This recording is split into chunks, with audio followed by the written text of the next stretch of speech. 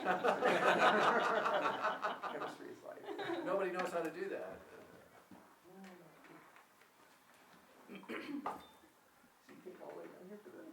No, to see me. No. Oh, Are you kidding me? For this. okay.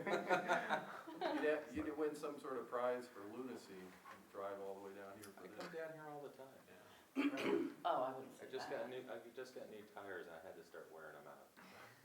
Okay, we should probably officially start since we've been chatting.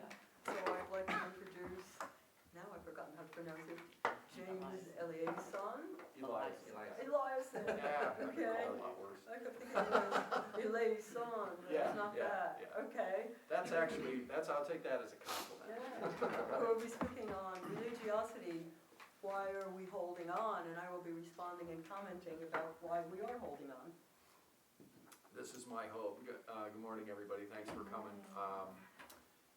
I really was hoping, I'm glad to see so many familiar faces. I was hoping that there would be a lot more unfamiliar faces, but it's relatively short presentation, and I'm hoping just to have a long opportunity to just do questions and answers. Just by way of background, first of all, I want to thank Harriet for inviting me to present here, and also for all the work that she's done to put into this this whole conference. I know she was sending me emails at 4 o'clock in the morning some nights, so thank you, Harriet. So just by way of a little bit of background, I lived in San Diego for about a little over 15 years, and I was very, very involved with the secular community in San Diego for the last several years that I was here. I now live up in Orange County, but I'm still connected with the secular community, which is, and apparently some of them are here today. So when I saw this call for papers, I was very interested. This is right down my interest alley. The questions that the call for papers actually addressed: religiosity, spirituality, the decline of religion. Those are all things that I'm very interested in. So I wrote this and sent it in.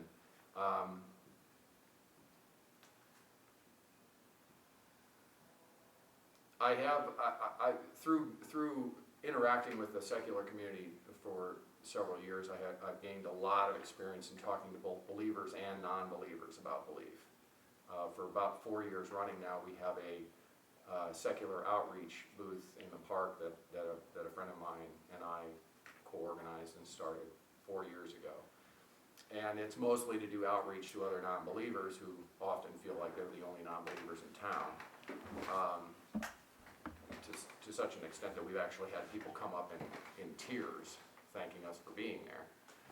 But because we're out there presenting a face to the public, we get a lot of religious people that stop by of all different stripes that want to talk to us. So we've sort of started a Ask an Atheist part of the booth, so that people are welcome to come and talk to us about various different beliefs. And through that process, we gained a tremendous amount of experience in talking to believers and non-believers about belief.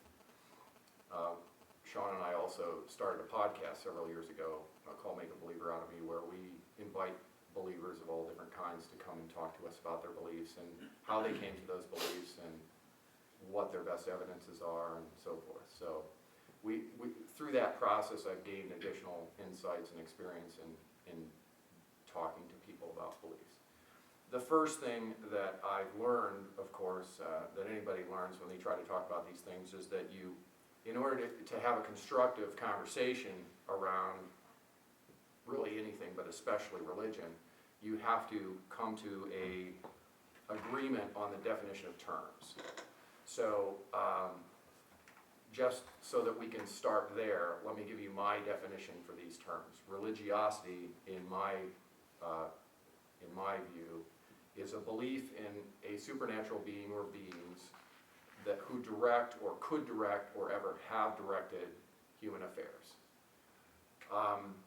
So that rules out a whole range of spooks and specters that wouldn't necessarily be deities, but who people might believe in. Spirituality, I define as being the range of feelings and emotions that make us all each unique individuals and also bind us together. So that is what gives us all individual personalities, that unique chemistry that we all have that gives us each unique personalities and outlooks and so forth. A key difference between those two, at least in my definition, is that religiosity requires some sort of dogma, whereas spirituality does not. Now, spirituality sometimes comes with some dogma, but it doesn't need to. It's not necessary. Religiosity, by definition, by my definition anyway, if you believe in a deity of some kind, there has to be a reason that you believe it. There has to be some sort of text or myth or something surrounding that tells you a little bit about who that deity is, what that deity wants, how that deity is going to interact with you, and so forth. And I think here it's important to note that we should not be hoodwinked by the growing number of believers who disavow religion and dogma altogether, while simultaneously and with a straight face, and we see this all the time, it's a growing trend, claim that they have a personal relationship with a Savior. So in the nuns figure that you see that's growing all the time, the N-O-N-E-S, the people who claim they have no affiliation with religion, is also a growing number of these people who say that they have a personal relationship with Christ, but they are not religious. And none of us should be fooled by that. So the spiritual and religious terms, the two terms have become commingled in people's minds to the point that the religious are very often fond of asserting, and we hear this constantly, that if you're not religious, you have no morals, you have no compass, you have no compassion, you have no sense of right or wrong, no joy, no purpose, no reason not to commit crimes, so on and so forth. We've heard, I'm sure everybody in this room's probably heard those kind of claims made. So as people become less enamored of religion, they often like to say that they're spiritual and not religious, just to show that they're not uncaring. It's often simply just a preemptive, not always, but sometimes just a preemptive strike against this sort of crude and clearly menacing affront of some of the faithful make. It's, in my view, the term spiritual but not religious is also a meaningless, needless distraction, as are all of the various supernatural and New Age beliefs that some of the non-religious use in some sort of maybe unconscious attempt to fill some sort of a void. All humans are spiritual. We all feel sadness, joy, exhilaration, pride, shame. We sometimes feel alone, and we sometimes feel connected with the whole universe. None of this requires a belief in the supernatural. These are simply evolved emotions through which we all find life, meaning in life, and into which we channel our various efforts. As pattern-seeking mammals, though, which we are prone to seeing things that are not there. We all find different meanings in life, but we still want to believe that there's some larger meaning for why we're here. We seem to crave justice. We seem to crave security. We find it almost unbearable that some people, so many people, commit and get away with crimes that we would not even dream of committing. We all hate the vast poverty and injustice that we see all throughout the world. We're fiercely tribal. We easily identify with those immediately surrounding us to the exclusion of those that we don't know or who don't seem very much like us. We're intensely vulnerable to accidents, to losses of all kinds, genetic mutations, diseases, microorganisms, many things that we don't even understand yet. Certainly the world is not fair. We're overwhelmed by the injustice in the world and the suffering that we see everywhere. We fear the dark and death. change is a constant and scary companion in this life. And so we seem to crave at least one big eternal constant that never changes, even at the cost of no evidence. We want to make nonsense that we see all around us make sense. We want something, preferably someone, to be in charge. We want to believe that evildoers will always get their due, somewhere, somehow, sometime, and that the afflicted will somewhere, somehow, sometime find peace and compensation. And of course we will all buy a get out of death free card at any price. So in short, we're spiritual beings, but we're hyper susceptible to religiosity. Of course, we're overwhelmingly likely to hold the religious views of our family and our community, even though some may change religions or cast around for years looking for a religion that speaks to them more, even changing religion several times. But once really connected with a religion, some people cling, very many people actually, cling to that chosen dogma with such zeal that they will kill or die for it, or commit acts of stunning immorality, and often blinded completely to whatever may lie in the dark underbelly. So in other words, stunningly unable to hear any faults or criticisms about their particular religious beliefs. This is not everybody, but it's certainly a large number of people, and we see this all the time. So often one cannot directly challenge the beliefs of those who identify very strongly, because they believe, consciously or unconsciously, that religion has become their compass, their foundation. And the fear of losing that is overwhelming. No amount of reason or evidence will be countenanced in those cases. So it's no good trying to reason with people who are that emotionally connected with it. Without their compass, who would they be? You know, they'd be completely lost. What would they do? In many cases, even a perceived challenge to a person's religion, just in casual conversation, will provoke almost violent responses from people who normally are very mild-mannered. And this happens at the booth. We're just having regular conversations about, you know, sort of skimming the topic of religion altogether, and they feel like there might be a slight there, and they get very violently angry. We've learned at the booth to de-escalate. Most religious people will also claim to be fans and admirers of science, but whenever science threatens their beliefs, they'll twist themselves into intellectual pretzels in attempts to square the circle. And for many of them, if they're not allowed to force their beliefs on, for example, their employees, they'll rage against the persecution against their religion. And ditto if somebody doesn't use what they believe is the appropriate holiday greeting.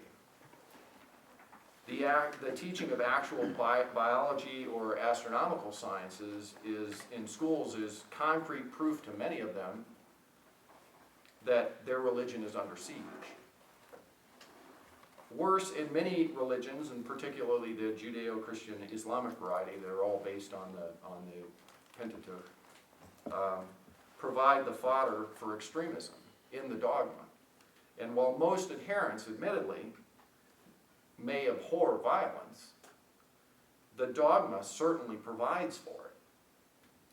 Changes in life circumstances, or often just the perceived threat of change, is all that is sometimes required for somebody to slide towards extremism. And you can see the same thing happen without a supernatural belief, but the dogma attached to some of these beliefs actually promotes the physical conflict and tyranny. In other words, it greases the skids for that extremism. But there is hope. The last 150 years has produced, literally and figuratively, astronomical advances in our understanding of ourselves and the universe. We now have genetics and the germ theory of disease. We have reliable lights. We have shelter at night. We know the age of our universe, our solar system, and our planet. We have a complex understanding of how we and other organisms on the planet evolved. We're literally stardust. All of us are made of the same elements as the rest of the universe. Exactly, almost in the same proportion that you find them in the rest of the universe. And we are made from the stuff of exploding third-generation stars. It takes 3 generations of stars to produce the elements that make us up, the higher elements that make us up and make most matter. We now know much about evolution and even the functioning of our incredibly amazing and yet still very flawed brains. If religious people hanker for strict religious laws in lieu of secular ones, that person is likely to be extremely disappointed. Secular laws, governments, and institutions have far surpassed anything that religious law has ever imagined. This is done, it should not need to be pointed out, through the most profound gift that mankind actually has, which is our ability to learn, to grow, and chiefly to change. Not through threats or fear, but because when we learn, we can then collectively decide that society will be better off through change. The evolution of our morals and laws is equal parts, and our laws and morals have evolved, is equal parts normal and healthy. Women in the Western world are no longer considered chattel. Punishments for crime are far more nuanced now than they used to be. We now know that there's really no such thing as race. We're related to shrubs. It's incredible. We are a very unique ape, able to comprehend all of these things and learn about all of these things and change. And as our knowledge has grown, we realize that there's probably no constant save change. 2,000 years ago, no one knew why people got sick and died. They thought the earth was flat and there was a dome overhead. Heaven was visible through the holes in the dome. It's also where the rain came from. And the sun and the moon were below the dome. Their beliefs and their stories reflected that understanding of their world. With our much better modern understanding, no caring, thinking person should be satisfied clinging to these ancient myths. We can and should revel in our newfound, and it should be noted, very hard-won knowledge. We should find grandeur in our connection to other beings and to the universe. Our happiness and fulfillment should not come from dogma and superstition, but from our various inspirations and earthly interests. We should embrace change and make the best of our short time here. Increasingly, actually, all of this is happening in the modern world, particularly as societies become less homogeneous. Once you've become exposed to different ideas, different cultures, different people, you become less afraid of or threatened by people who seem different. Our tendency to religiosity harkens back to the infancy of human knowledge. It engages the primitive subbrain, the brain that controls emotions and fear and superstition, and plays on those fears and insecurities, all the while inhibiting the better angels of the prefrontal cortex, the much more intelligent prefrontal cortex, which is the only thing that separates us from most other mammals, and gives us that ability to learn and grow and change. Religion threatens us often, and often pits us one against the other. It encourages supernatural beliefs, far too often at the expense of knowledge and advancement. We can do better, and indeed we have done better. In the Western world, we've built secular civilizations that have wrought great power, knowledge, health, and wealth, all the while advancing human rights. Secular societies have provided security for hundreds of millions while overtly and simultaneously protecting the right of individuals to believe whatever they want, which is something that I very strongly believe in. People should be able to believe whatever they want, and that right should be very strongly protected. So who would wish to go backwards? Certainly there are plenty of flaws, but secular institutions and laws are far better at identifying and fixing them, simply because they tend to be not connected to a particular dogma. Many believers, I think, are very lucky not to live in the kind of world they seem to crave. And you don't have to go backwards in time to see what it would be like to live in some of these societies. Perhaps best of all in this great decline, formerly religious folks are deconverting only to find that their identity is not shattered at all. In fact, overwhelmingly, they feel liberated to see the world as it really is. They're no longer burdened by the inevitable baggage of whatever their particular religious dogma was, and they can engage with the world in a more enlightened fashion. We hear this all the time, and I've experienced this myself, coming from a religious background. So the move to secularity is afoot. It can happen at any age, but the big surge is currently coming from our youth.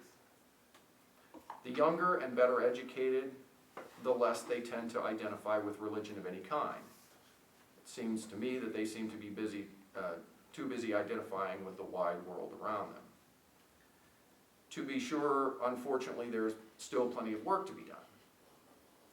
In the US, one still has little chance of getting elected to office, particularly the national variety, without professing some kind of supernatural belief.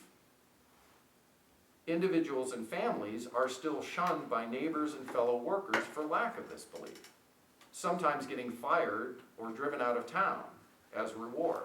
I know some of these people, and you don't have to go to Mesopotamia to see this happening. Individuals are excommunicated from their families with shocking regularity. People are afraid to talk of their non-belief. It's one of the reasons we started the booth. Children's science education is under siege across the country by some of the religious, who are bringing lawsuits and stacking boards of education in order to keep their children stuck hundreds of years in the past. Yet, as evidenced by our younger generation, the great decline of religion continues. And while I don't believe that it will ever go away, and I don't believe that would necessarily even be a good thing, I think that we should all heartily encourage this decline. The world is likely to be a far better place for it. Thank you. Thank you, Mr. Eliason. Okay, some comments. I agree with a good deal of what Mr. Eliason had said. We are indeed made of stardust, and we and the apes, and for that matter, we and the shrubs, are descended from a common ancestor, coming out of the sludge, all that kind of stuff. Sure, why not? Whatever. Right? And I do wonder about the definition of religion, because that's a rather contentious thing. And there have been a number of highfalutin definitions that don't make much sense to me. For example, Alfred North Whitehead, quote, "What the individual does with his solitariness," or even more incomprehensibly, of course, Hegel, "the knowledge possessed by the finite mind of its nature as absolute mind," or Paul Tillich, "the state of being grasped by an ultimate concern," etc., yada, yada, yada. Now, this doesn't really tell us much of anything, so I'd like to propose a definition which I think fits more closely with our common usage. And what I'm thinking of is a sort of anthropological definition. If you were to go to a culture and you saw people engaging in certain activities, what would you look for if you were going to classify them as religious? And I think one thing you would look for are assertions that they had something to do with the supernatural. Not necessarily supernatural beings, but supernatural states of affairs, perhaps of some sort, So religion does involve some notion of the supernatural, even if it's not a personal supernatural. More importantly, it involves essentially ceremony, ritual, that cult. That is the core of religion. And the third condition is that typically religions, these cultic activities and beliefs are embodied in institutions. So my proposal is the following. Religion is a body of doctrine concerning supernatural beings, phenomena, or states of affairs, 1. 2, associated with ceremonies typically involving cult objects and other special equipment. And if you got to our evensong last night, you saw that there was a good deal of special equipment for burning incense in and for stuff like that. And finally, typically embodied in an institution. And what I find when I think about this is that not only do these 3 points pick up everything that everybody pretty much would classify as a religion, but when an activity picks up just 2 of them, it's a borderline case. So for example, New Ageism, right, which is not institutionalized, involves belief in some sort of supernatural, and it involves rituals, but it's not embodied in an institution. So we think, is it a religion or not? Okay, well, on the other hand, consider state socialism in North Korea, Stalinist-style communism. Okay, it doesn't involve belief in a supernatural anything, but there are a lot of rituals, and it's embodied in an institution, the state. Okay, borderline case. But characteristically, I think full-blown cases of religion on which we agree embody those 3 aspects. Doctrines concerning the supernatural, cult, that's to say ceremonies, rituals of various sorts, and an institutional framework to run the cult, right, and embody and preach the beliefs. Okay? So, given that definition, I would like to go on to address the question after the colon in the title, why are we holding on? And discuss a little bit of why I'm holding on, and why I would like to see, per impossible, religion expand. I would like to see religiosity plastered entirely over everything, as much as possible. And I do want to point out, I love religion with my heart, soul, and mind. Okay? I love it. And the reason why I love it is because it's fun. And I'm going to describe why I find religion fun. But first let me point out, regarding the booth in the park, right? 4 years ago I biked up to the Earth Day celebration, and I saw that booth, right? And I saw the Hare Krishna's booth, which was great. They had good Indian cookbooks, all sorts of fancy stuff, and lots of incense. Brownies. And I love brownies. They have brownies. spiked ones, or just Well, they tell us they're not right? spiked. Okay. Okay. So this was great. Yeah. But there were no mainline churches represented, and on the contrary, there was about an acre full of every fundamentalist in Southern California displaying pictures of dismembered fetuses. And I was absolutely appalled. Why wasn't the Episcopal Church there drumming up business? So I contacted the diocese, and they said, well, that's nice, but we really don't have the personnel to do it. And the next year I contacted them again, and I never even got a response, and I pulled some strings at the cathedral, and they said, well, maybe, and finally realized that the only way that I could get a booth was to pay for it, which I did. So I paid for a booth to compete with your booth. Right? Because I want to see, and I'm just sort of appalled that mainline churches aren't out there aggressively drumming up business, getting the butts on the pews, because I believe that if religiosity dies out, we will all be the poorer for it. So let me mention some points about why I care about religiosity. Okay, first of all, I do want to make one point. Religiosity, as I've defined it here, has nothing essentially to do with ethics, rules, morals, anything like that.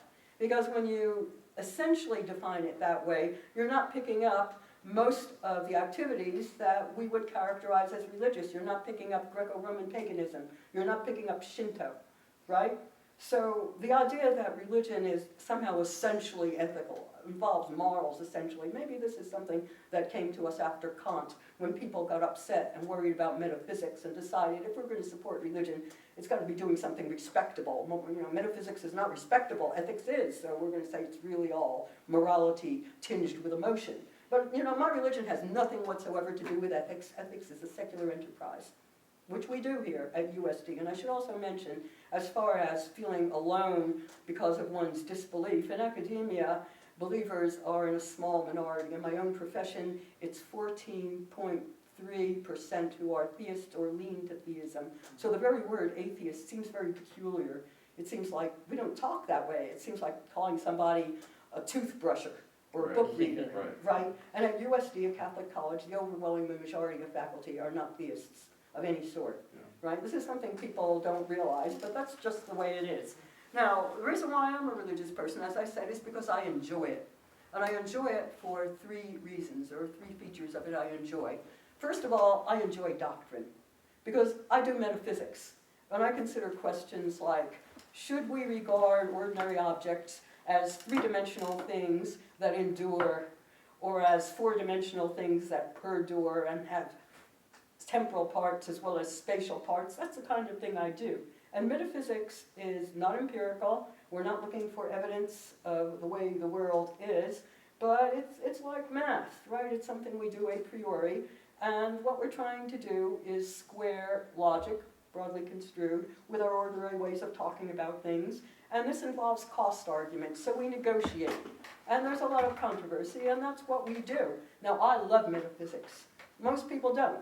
I teach metaphysics, and I know most people don't, but I really enjoy it. That's what I do. And we've had a number of papers on topics like this, and we have a lot of fun. And that's why I enjoy theology. I love it. I work on the doctrine of the Trinity. I've also got pieces out on the Eucharist. I love philosophical theology. Now, my first real question, because I love doctrine, is I just wonder why the worry is that religion is in some sense doctrinaire, or it involves an ideology, because a lot of groups involve commitments to ideologies. For example, one group that I belong to proudly is the Democratic Party, and it has a platform, and there's no objection to the Democratic Party. There may be objections to the Republican Party, but there's no objection to the Democratic Party on the grounds that it involves beliefs.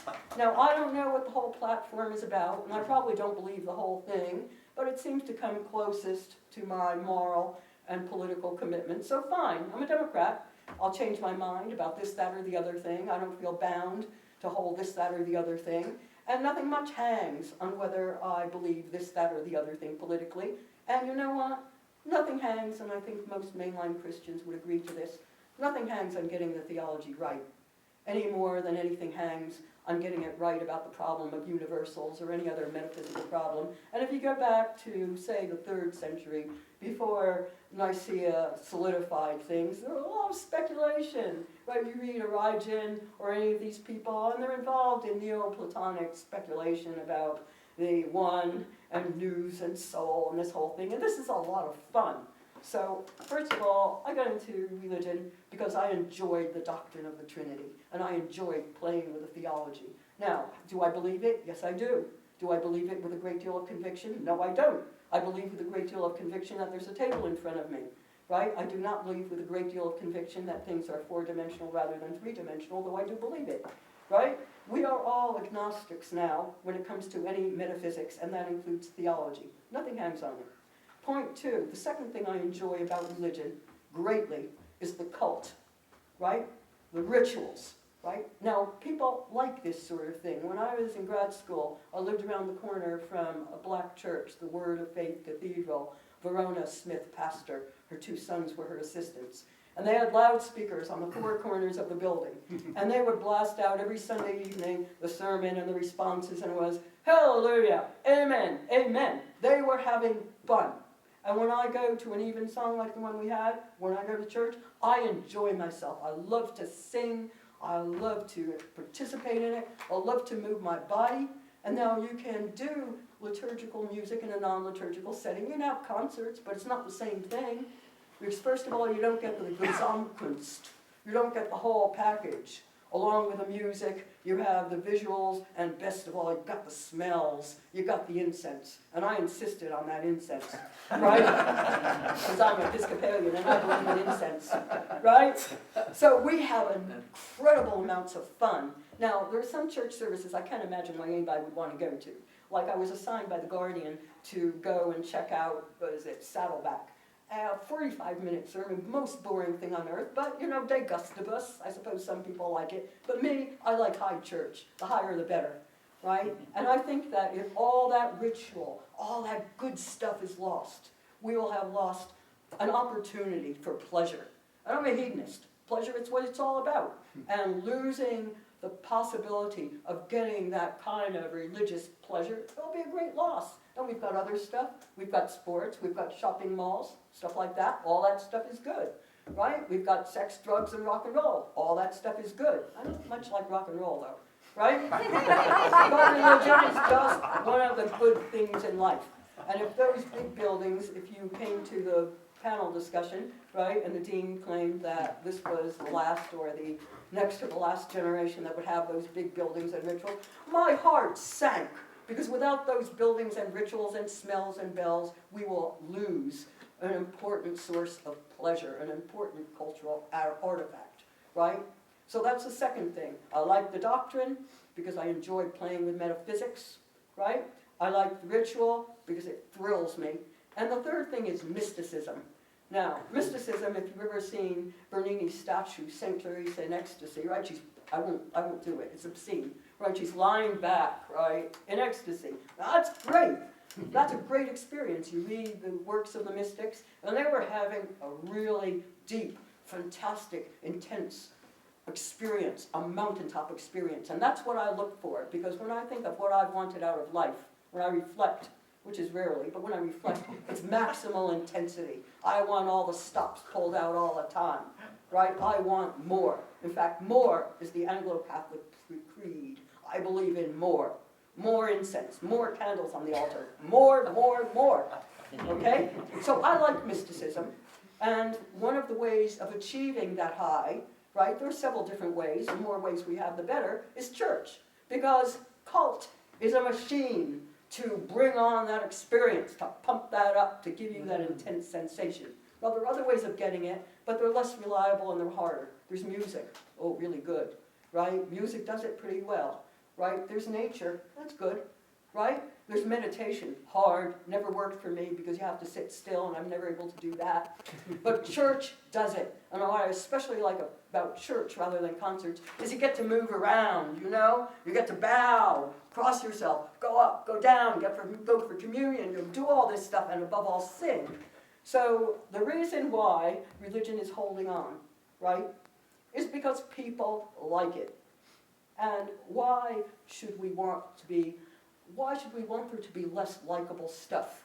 So I like it. I like the rituals, and I like public religiosity. I'd like to see a creche in every park for Christmas. I want to see, hideous as it is, the cross on Mount Soledad up. I want the 10 Commandments on courthouse lawns. I want as many religious artifacts cluttering the landscape as possible, right?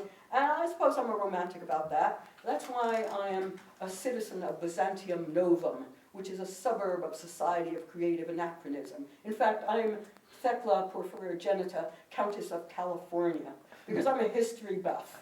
And my vision is Byzantium, a world where every day was a holy day, where there are endless processions through the streets, endless elaborate rituals, etc. And people enjoyed themselves, and they didn't get much work done because in addition to Sundays, 1/3 of the year were holy days when the courts and all work were closed. So why are we holding on? Because we like it. Okay? I'd like to thank you all for coming here today for mine and Harriet's papers. I was thrilled when I saw that she was chairing this, because I knew that it would be fun, even though I actually had never met her. And I will say this, and I really want everybody to be involved, but for my part, if everybody had, and we run into this as well all the time, if everybody had the same ideas about religion that she has, there wouldn't be any need to talk about it. If you were willing to say that morality is a secular pursuit, as she said, and that religion was something you did for fun, and you like the song, and you like the ritual, and you love to do all this stuff, and that's true. People do like that, and they miss that when they lose their religion. I would probably be on the front. I'd go to church with Harriet anytime. Come on down. I'm here to get butts on pews, right? I don't think many people would use the word fun. I like using words like that. I know. But I think if you took a poll of most members of the SCP around here, they would hold a view about the status of morality and ethics Right. that were similar to my own. But you're using religion in a different sense than I am. You're using religion in a more broad sense. And so, the issue with it is, of course, that there are very many people who see these emblems and these dogmas and so forth, and they want to impose that on everyone else. Yeah, well, I think you're seeing it in a narrower sense than what one ordinarily would call religion. I think you're thinking specifically of not even Christian evangelicals generally, but a particular subset of them, basically relatively uneducated, white, working class evangelicals. There are a lot of people like that fit that description, but there are also a lot of people that don't fit that description, and But, that's I mean, suffice frightening it to to say, me. this isn't the view, evangelicals are still not the majority in the country and certainly not in the world, but this isn't the view that most mainline Christians would take at all. I'm not alone in this, something like. No, 80%. I'm well aware. We do talk to people all the time that have the same ideas that you do, and we tell them exactly the same thing that I just said, which is that there would be no need to have the conversation. Okay, so let's get Very together, felt that let's way, let's so. join forces and go against those fundamentalists. Yeah. Because we don't like them Yeah. any more than you do. In fact, Yeah. we like them less because they're an embarrassment. Yeah. Right? I'm with you. That's why I'm here. Okay, we should probably open for. Yeah, let's please, please. I wanted to say something. So, I get what you're saying, you want anybody to impose, but it's kind of a catch-22, because say someone wants to put a cross up there or whatever, would that be imposing by you guys imposing it to be removed? So it's kind of like, we're not trying to impose it by putting it up there and not removing it, because you guys are like, don't impose on everybody. But at the same time, if we did that, then you are imposing on our want it up there. So it's like, how do you find the balance? Because, there was a couple things you said in your paper where I'm like, well, there's other ideas about that. And I think that's where this whole religious thing, at least for me, I go to a conservative seminary, which I don't agree with. And so I see that if you want to really speak to everybody, just say all the possibilities.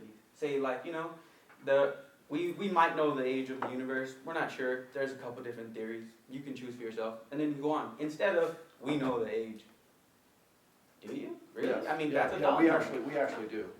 I would it's- suggest that there's a couple billion years, These different, different theories. I mean, within we're not trying to narrow it down a to few science hundred or- million years, we know. it's the concept. Yeah. It's the concept of not being honest and truthful of putting, like, one time at seminary, this dude was telling somebody all the documents within the New Testament were within 50 years. And I said, that's one theory. Even if that theory's right, there's other theories. And if you don't mention there's other theories, there's somebody out there that's listening and they're like, I've studied and there's some other theories, and I just don't trust that person. And then you lose the trust, and then that's where, the community and everything just starts breaking down. Well, when it comes to facts, which are always based in theory, not all theories are equally valid. So you have to look at the evidence. I definitely understand that. So, does anybody else have any comments or? Yeah. Well, I completely agree, and I'm an atheist, but I agree. I think that science, in a sense, is inappropriately, possibly in competing with religion, saying this is the only way it could be, in stating this is how it is. And I do agree, actually, that to use inductive reasoning instead of deductive. So saying probability based on evidence, I agree that we base it on evidence.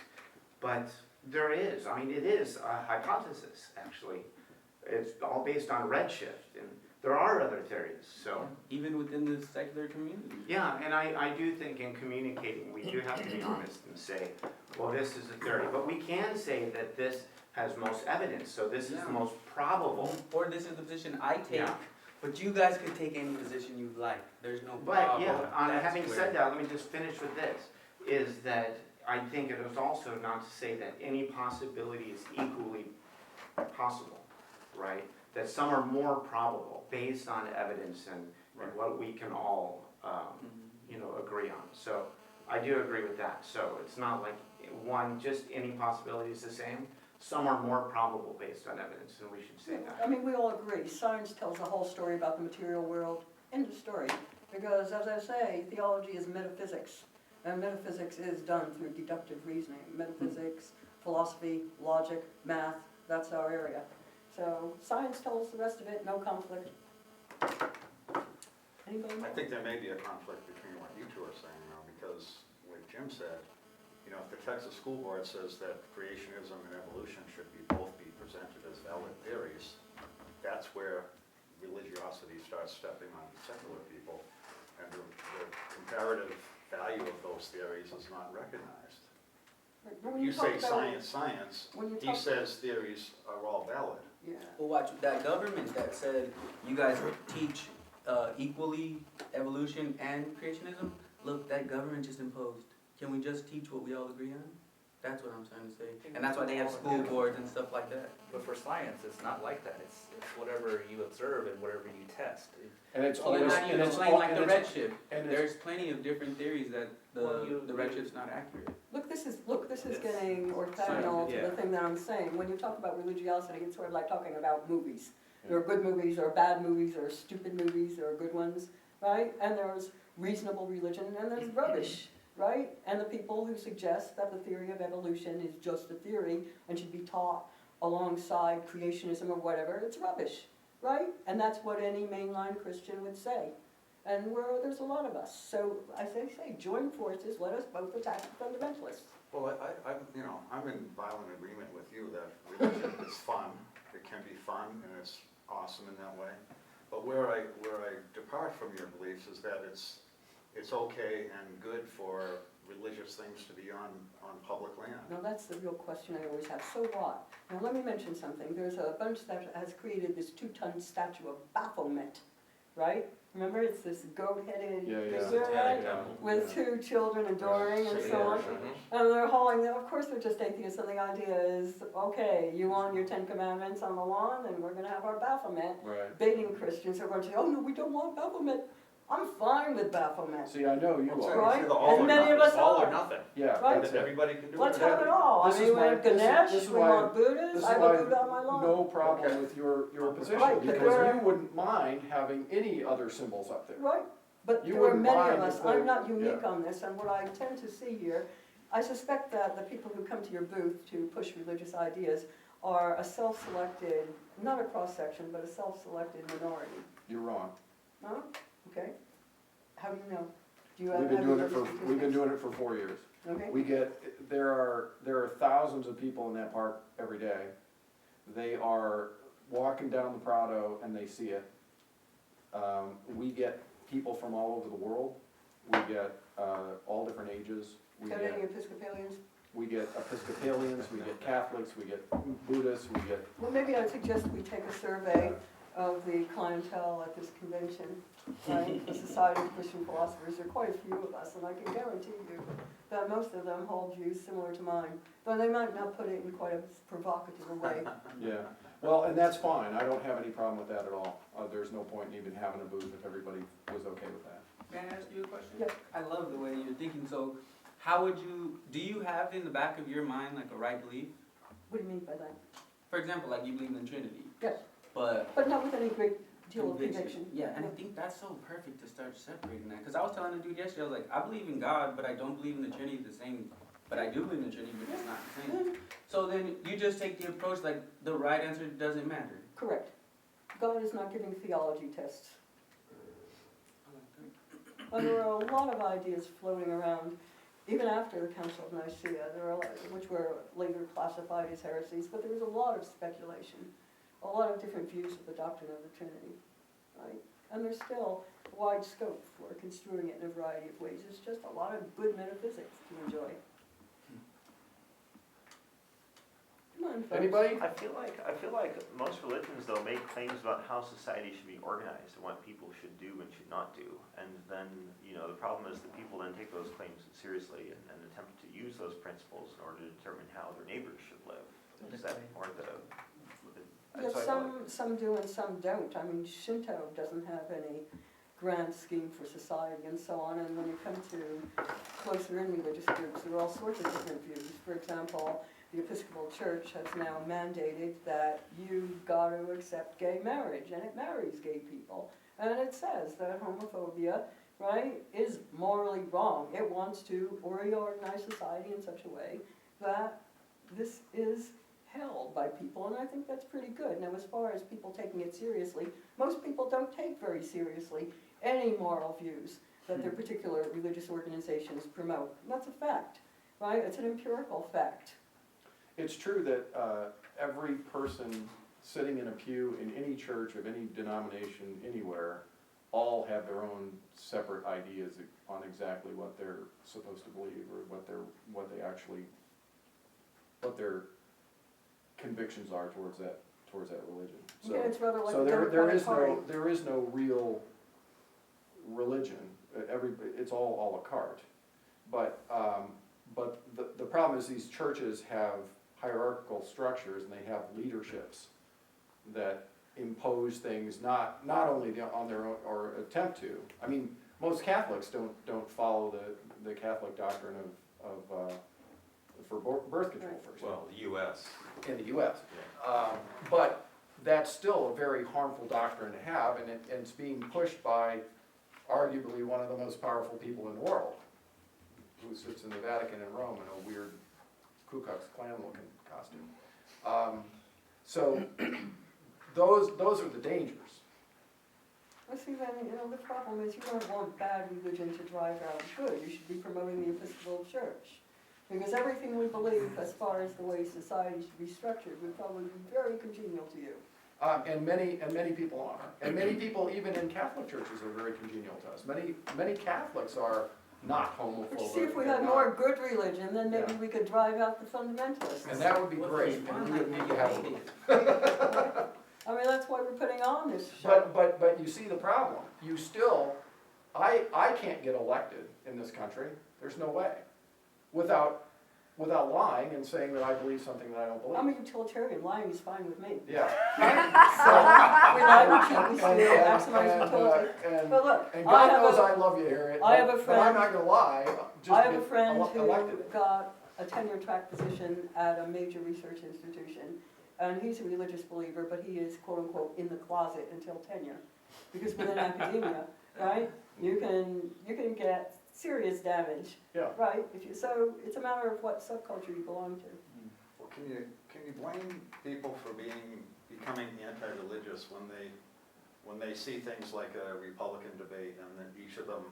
I can blame them because they're not making a fine distinction between fundamentalists and mainline Christians and other religious people. Because the paradigm now in the U.S., when people think of religion, they think of conservative evangelical religion. Right. And on when I go out in the blogosphere and I look at the comments by secularists, the view is all that you mainline people are enablers of these people. You're just secretly supporting the brethren. And I can honestly tell you, we hate these guys.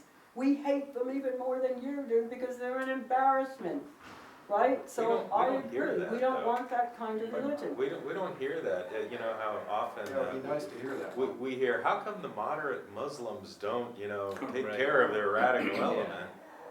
But we don't seem to ask the same question of Christianity in all of its forms. Yeah. You have asked that question, but how are we supposed to take care of them because they don't even think that we're Christians? They're Right. not going to listen Well, to that's I don't know. that's certainly going to be their Right. response, but it would be nice to hear the What can- mainline. Well, as a matter of fact, the dean who you saw speak wrote an angry letter to a local pastor who had made some some homophobic remark. So those things are being done, but how loud does one have to shout?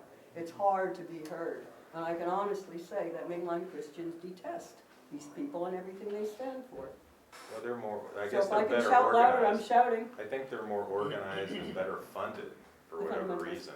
Yeah. Yeah, they have an outsized impact on the public debate, for Yeah. sure. I mean, And- they're and they have- stacking the school boards. And you're right, they are an embarrassment. Yeah. And yet they're the ones who are on TV, the TV evangelists. They're the ones who are, have huge radio. They're the ones that are getting you know, voted for. Yeah, you know, I think we should probably close soon, but you know, we agree. Yeah. Yes, Right, yes. we're largely in agreement. Yeah. This has been a love fest. Yes, and that's unfortunate, because I would have rather had a slugfest. It was very Both are entertaining. fun, both are fun. Yeah, both are fun. So, I'm a hedonist as well. So, join us, go to the cathedral some I Sunday won't morning. lie, Get to the but I'm music a program, hedonist. see what they do, okay? And thank you so much. Thank you, Harry.